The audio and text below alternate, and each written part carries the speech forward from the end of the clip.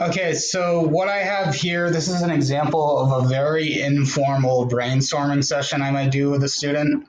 I've had to do this in the past. A lot of times students tend to, uh, they have an idea of what they're going to write, but they tend to freeze and get stuck on how to get it started.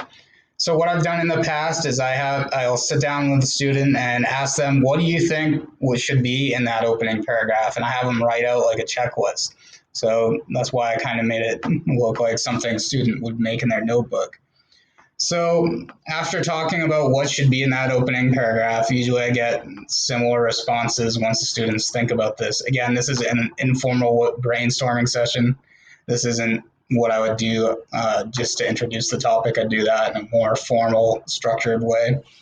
But if I'm trying to work with that student who's stuck and they don't know how to get started, this is something I've done in the past that's worked well. So usually the list includes things like this: introduce your topic, get the reader's attention, provide some background information, state your thesis. So for each one, we talk about what does that mean. So introduce your topic. What is the topic?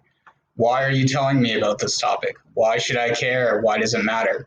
So talk with your student. How could you get that going? How could you get the conversation going by making your introduction, trying to connected to the reader, which brings us to the next thing you might want to include in your opening paragraph: getting the reader's intention.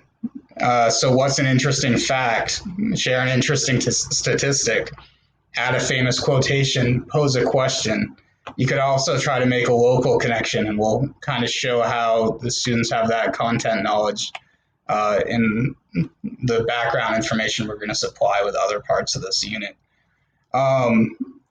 Then the student might come up with, provide some background information. So in other words, the history, facts, statistics, and research, anything that they found that they might share that they think will kind of be relevant to that first paragraph and getting this paper started. And then the last thing that's obviously very important to have in that opening paragraph is for the student to state your thesis. So state your thesis, describe your topic and big idea. What do you want to change? How do you think it can be changed? And so forth. So the big how might we question for this unit is: how might we identify what poverty is and how might it affect people? So they can go in different directions with that question.